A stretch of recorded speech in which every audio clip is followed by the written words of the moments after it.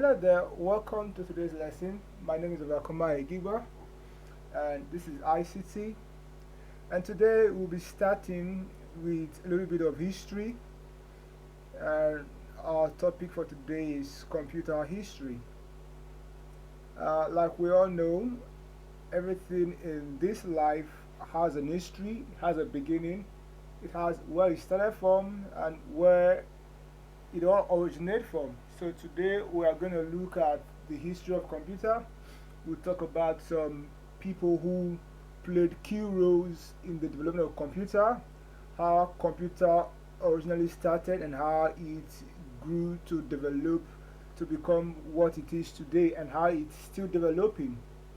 Okay, so it's a very long course, but I'll try to cover it in a very short while. And please, if you do have any questions regarding computer or you need any help regarding computer, I want you to know that we are here for you. So you can go to our Twitter handle and our Facebook page at Foursquare TV and post your questions, and we'll try our best to answer them on time. Okay, so let's dive into the lesson, computer history. Now, computer started with what we call abacus. Now, abacus is a device that was used in the 4th century BC to do calculation, some simple calculation. Okay, now this device allows users to do simple calculation, and it was considered the first computer. And you can see more pictures of the abacus. It's considered the first computer. And then after the abacus, we move on to what we call the adding machine. You see this is the picture of the adding machine. Now this adding machine was designed and manufactured by Blaise Pascal. Blaise Pascal is a French mathematician and philosopher, and he invented a device that is called the adding machine. Now this was one of the first and earliest mechanical device that was used for calculating. Okay, and this device was invented in the year 1642. Now this machine worked with dials. You turn it, and then at a complete revolution of a dial, the dial turned the other dial. Brings to you how your clock, the mechanical wall clock at home, works, whereby the second hand turns, and one complete revolution of the second hand moves the minute hand, and one complete revolution of the minute hand moves the hour hand. So that is how it works. And this machine, called the adding machine, could only do addition, it couldn't do multiplication or division. Okay, you see pictures of the Blaise Pascal adding machine invented in the year 1642. And then we move on to this man, Gottfried Wilhelm von Lisbon, a very key player in the computer.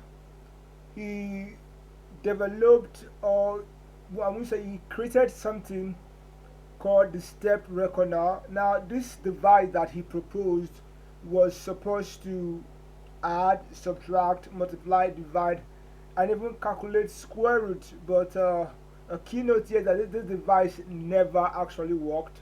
It was only a proposed idea as of then. And then we move on to the next, which is Charles Babbage. This man is considered the father of computer. He's considered the father of computer because he played a key role, an important role in the development of computer. Charles Babbage was so key, is so key in the development of computer. And now, how did he start? Now, this man, Charles Babbage, was born in 1791, and he was an English mathematician and professor. Now, in the year 1822, he persuaded the British government to finance his design to build a machine that could calculate logarithms, and he called this machine the difference engine. Now, this machine was able to calculate numbers up to their 20th place and print them at 4 digits per minute. As at then, this was revolutionary. No, it was a big invention. Now, in the year 1833, he then designed or proposed a machine that will bring to bring to pass or create an idea of what computer would do in the future. This machine was so advanced that it was never actually designed or manufactured. It was only proposed, and this is what Charles Babbage called the analytical engine. If you look from our history we're talking so far, what a computer was mainly used for was for mathematical problems. But this analytical engine that was proposed by Charles Babbage was to be a general purpose machine, a machine that not just for mathematics but could be used to do a variety of work. Okay, now you can see here is a picture of this Charles Babbage difference engine that was designed, manufactured, and also financed by the British government. And here you can see a picture of the analytical engine, but this machine was never really built, and this machine was supposed to work with a punch card. Now punch card is a device used for storage. Then it's like the flash drive of then. Okay, so this is the picture of Charles Babbage, the man be considered the father of computers. And then next year I want to talk about is Ada Brown. Ada Brown is one of the first computer programmer. Okay, he designed the first computer program.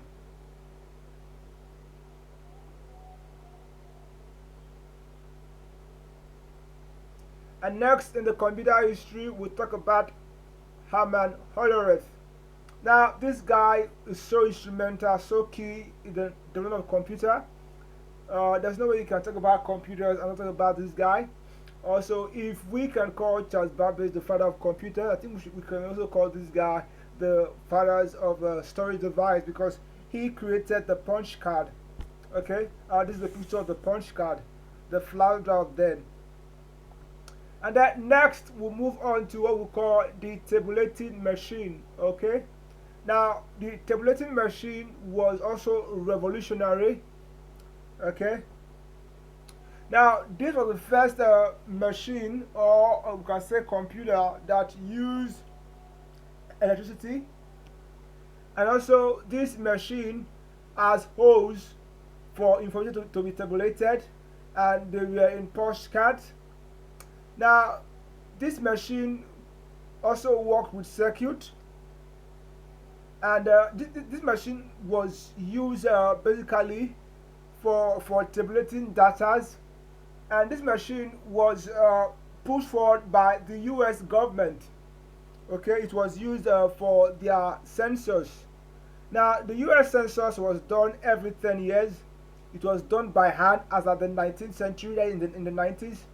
And it took every 10 years to complete. Okay, the tabulating machine took 10 years to complete, until they invented this tabulating machine. Now with this tabulating machine, it now took only 6 weeks to count 63 million. It took just 6 weeks to count 63 million, but before then it took 10 years to complete their US census.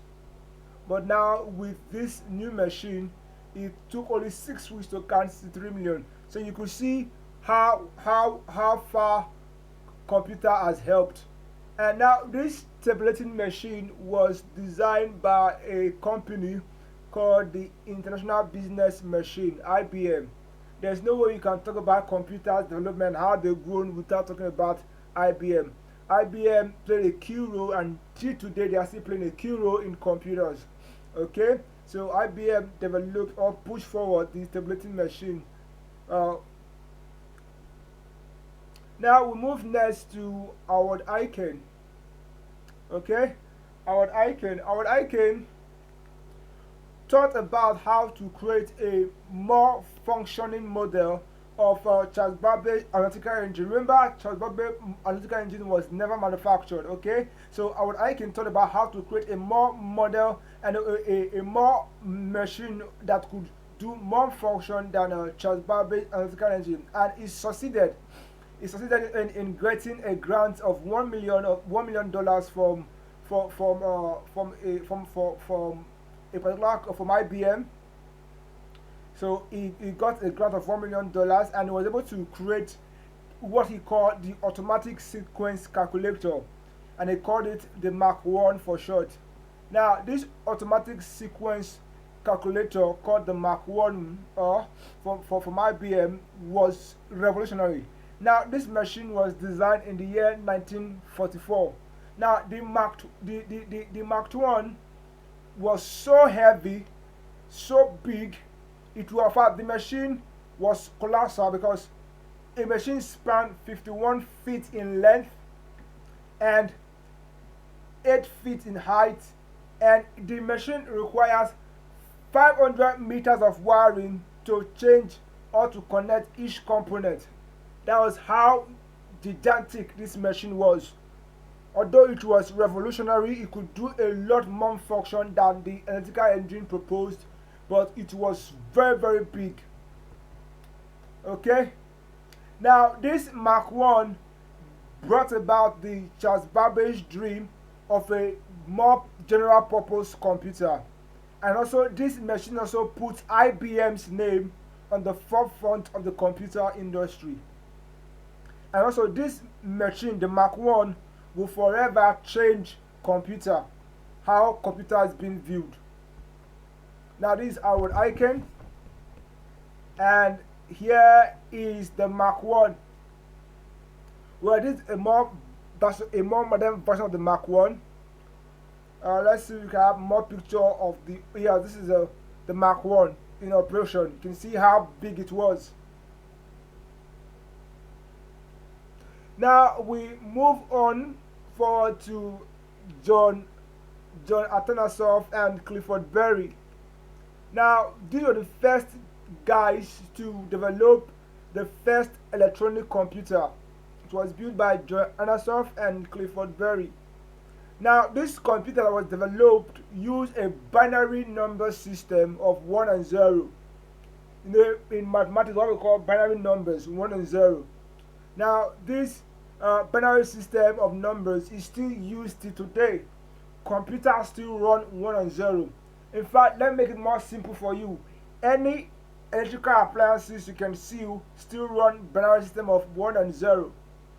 That is, 1 means on, 0 means off. Even when you are typing in your keyboard, the computer does the calculation automatically in very fast, in seconds, even less than a second. You type in this, translating to 1 and 0, 1 and 0. It is this 1 and 0 that the computer understands. Even to today, the binary system is the language of the computer, 1 and 0. So whatever you are doing, you translate it in 1 and 0, 1 and 0, 1 and 0 to bring out what you see. And then we move on to ENIAC in 1946. ENIAC means Electronic Numerical Integrator and Computer. Now this machine was supposed to be better, was like an increased Mark 1. Now this machine was 1,000 times faster than the Mark 1. That is what the Mark 1 could do. This ENIAC could do it 1,000 times faster. Now this ENIAC was using vacuum tubes.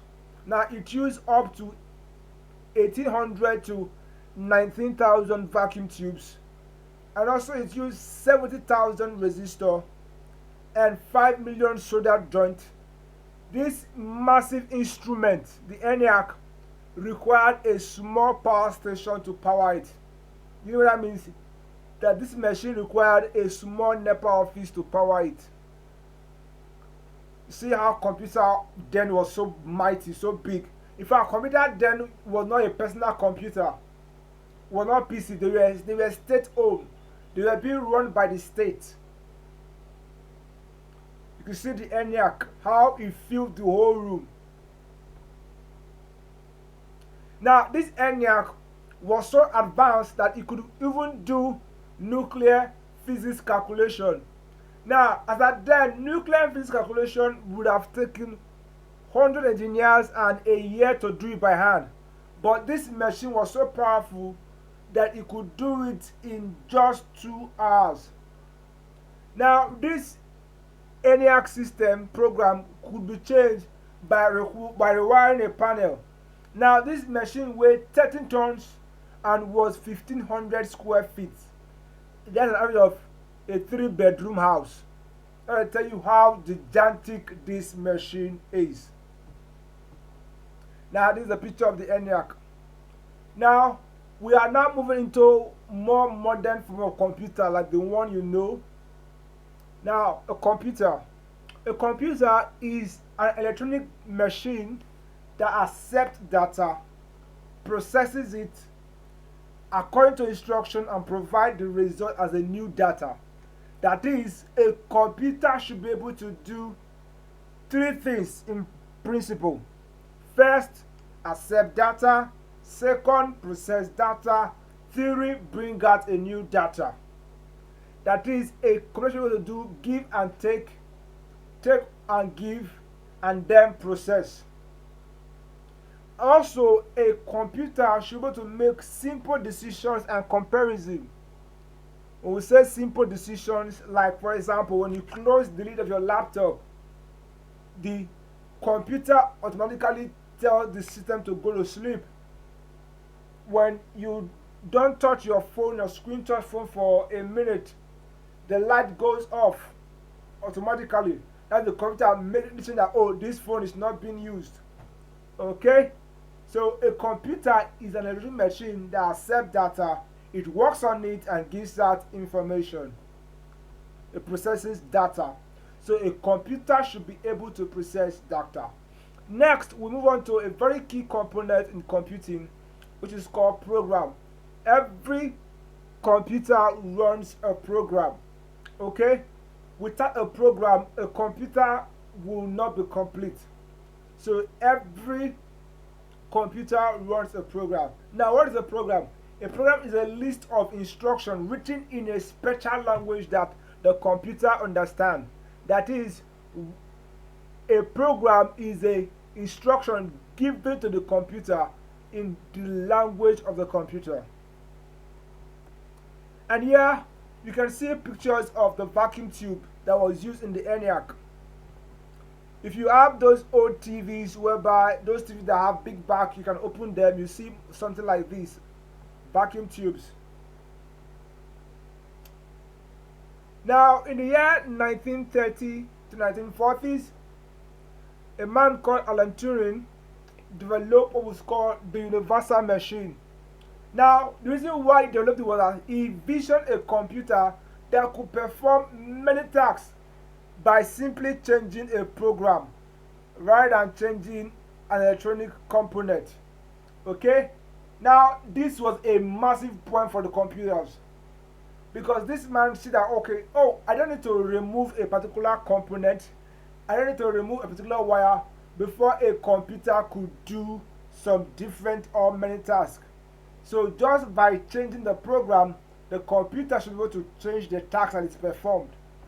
And which is where we have many programs being run on computers today, whereby at the same time you can be recording your screen also, and also playing a PowerPoint slide without also changing a component of the computer, whereby you can be typing and listening to music at the same time. You are doing 2 different things with the computer, but you don't have to change a particular part of that computer. And then we move on to 1945, John von Neumann.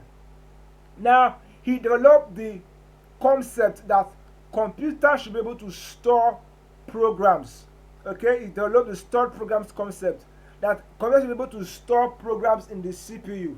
This is where he envisioned the install part of the computer, where you can be able to install a program on a computer. This is why it's that today you can say, oh, I want to install this on my phone, I want to install this on my system, I want to install this software. So as in this guy envisioned it. So as I can tell you, as in, we're talking about the people who played key role in the development of computer. So John von Neumann envisioned it. And then in the year 1947, a major breakthrough was made. Now, in the laboratory of these guys, John Biden, Walter Brattain, William Shockley, they discovered a resistor that could transfer. What they call the transfer resistor. Now, they later changed the name to become transistor. Now, this transistor could do what the vacuum tube could do and even do it better. Now, this transistor was more reliable, consumed less power than the vacuum tubes, and were cheaper. Are you seeing how computers are developing? They are becoming more reliable, they consume less power, and are cheaper. The transistor played a key role. Now you can see the picture of the transistor here. Now this device was a marvel then, that in the year 1956 it won its creator the Nobel Peace Prize for their invention.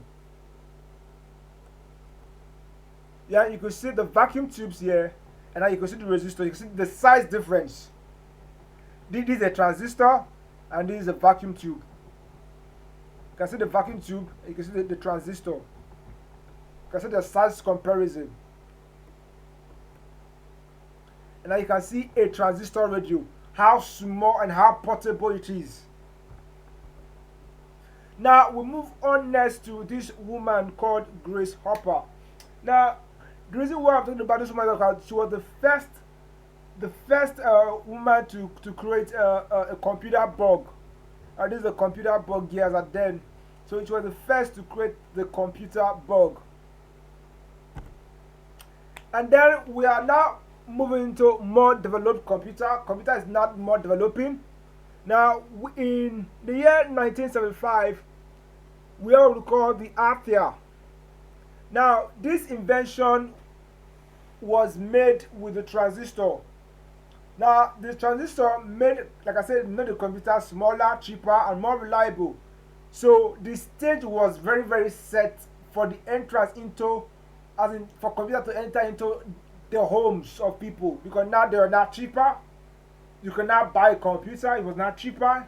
It was now more reliable. It could now do more function, and it consumed less amount of power.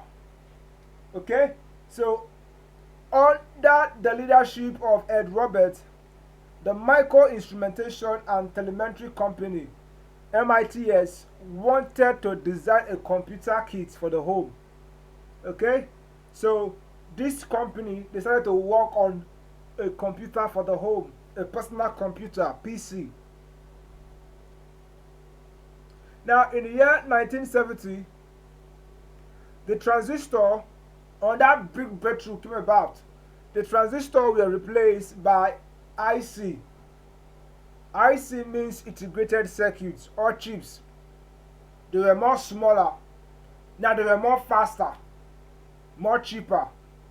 And this one could process information at a rate of 1,000,000 calculations per second. Wow, this is a marvel. In the year 1970. Now John Off invented the microprocessor, which is what your computer still works today, although a more advanced one. The microprocessor, that is an entire CPU, that is an entire central processing unit on a single chip. Now this allows for the building of a microcomputer or personal computer, PC. Now this ITEL, based on Intel 8080 processor, was capable of controlling 64 kilobytes of memory as at then. Now this machine was later called the MITS Alta. Now this machine was so revolutionary that even debuted on the cover of a popular electronic magazine. Now this machine was presented as a computer for the home. Now, don't worry, when I will show you this machine later, you'll be shocked. Computers are dead. In fact, this machine was so revolutionary that, in fact, it was offered at the price of $305. In fact, this machine was so groundbreaking that the demand for it, the company could not supply it. Everybody wanted to have it. Now you can see the author here, author 1975. It had no keyboard, no video display, and no storage device. Just a CPU. A CPU, a central processing unit. It has no keyboard, no video display, no storage device. Just imagine just having your CPU alone.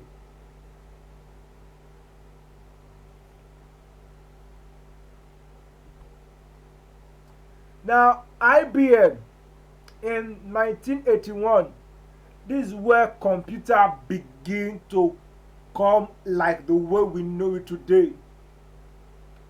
On August 12, 1981, IBM announced its own personal computer. They wanted to compete with MITS. Now, their own personal computer will be using 16-bit Intel 8088 microprocessor. Now, it was an increased speed and also a huge amount of memory. Now, unlike the Altair, this was sold as unassembled computer kit. Now, the IBM sold its ready-made machine through retailers and by qualified salesperson. Now, in fact, even to satisfy consumers' appetite, the IBM increased usability. Now, they started to bring out prototype, as in they started to bring out softwares. For this is where computer was not looking like what it was today. For the first time, small companies, individuals who have never imagined owning a computer were not able to get it. They were not open to, okay, maybe I need a computer for this. Maybe I should get a computer for that. And then, to rival IBM, here comes its major competitor, Apple Computers. Now, these Apple Computers was led by Steve Wozniak and Steve Jobs. Both answering Steve, right? But they are just friends, they're not brothers. Now, they came up with what they call the Macintosh. The Macintosh. Now, the Macintosh was very revolutionary. In fact, the Macintosh was designed for class. Even till today, that is what the Apple stands for. Even their phones, it stands for a social class. Now, the IBM, they're like the pioneer of the PC. Whereby you have a lot of PCs today, a lot of personal computers running on the PC today. But the Mac, when you say you have a Mac, as in the Mac is a social class. And that is what Steve Wozniak and Steve Jobs envisioned for the Apple computer. In fact, it was a major competitor for the IBM. And then Apple Computer also came up with their own operating system called the Lisa. And now this system was so different from the rest that it was the first to use a mouse. Can you imagine? It was the first computer to use a mouse. A very quite foreign computer instrument. In fact, because back then what computer was using was to type in commands. But this Macintosh and Lisa came up and it was using a mouse. The operating system was using a mouse. But because of the high price of the Lisa, many people couldn't buy it because it was so expensive. So in some way, the Lisa was a failure because people couldn't get it. And guess what? IBM came up with their own, a more cheaper one. Now let's talk about the Macintosh. Now the Macintosh, like the Lisa, also make use of GUI, which is called graphical user interface. Now, this graphical interface made the system very easy to use. Now, because back then, computers were not this fancy. You just see a pack of code running up and down the screen. You see code here and there, numbers, letters.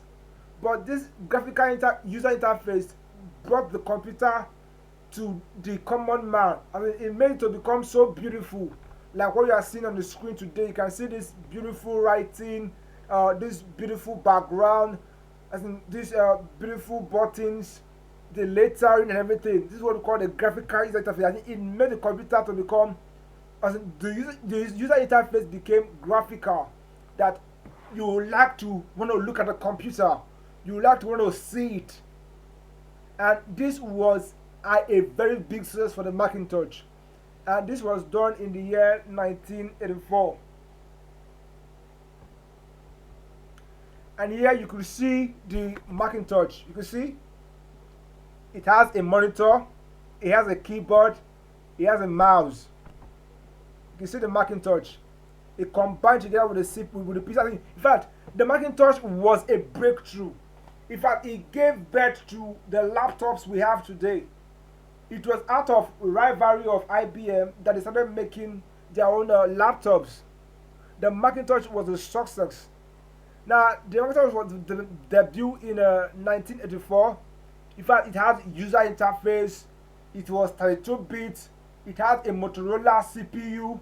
It had a built-in 9 inches screen, and it was a marvel, and it cost $2,495, which in today that should be around close to ₦1,000,000. You can see how expensive it was then. You can see the Macintosh. It has its own monitor, it has a keyboard, it has a mouse. In fact, this gave birth to the laptops we have today. The Macintosh. So with this, we've come to the end of this lesson, computer history. You could see how computer has developed all through time, right from the time of Charles Babbage to what computer is today. You see how computers developed, and from the time of Charles Babbage to Armand Hollerith to the tabulating machine, down to IBM, Albert Einstein Mark I calculator, and then it moved on to the Alta, vacuum tubes, transistor, the first computer bug, and then you have IBM coming with a PC, and then the Macintosh, which gave us a vision of what fact computers are today. Like I said earlier, if you have any questions or any tips or any help regarding the computer, you could ask those questions by on the line. You can contact us through our social media handles on Twitter at Foursquare TV, and also on Facebook at Foursquare TV. So you could get in contact with us, and we'll try to answer those questions as quick as possible. My name is Overcomer Gigwa. Till I come your way again, bye for now. Thank you.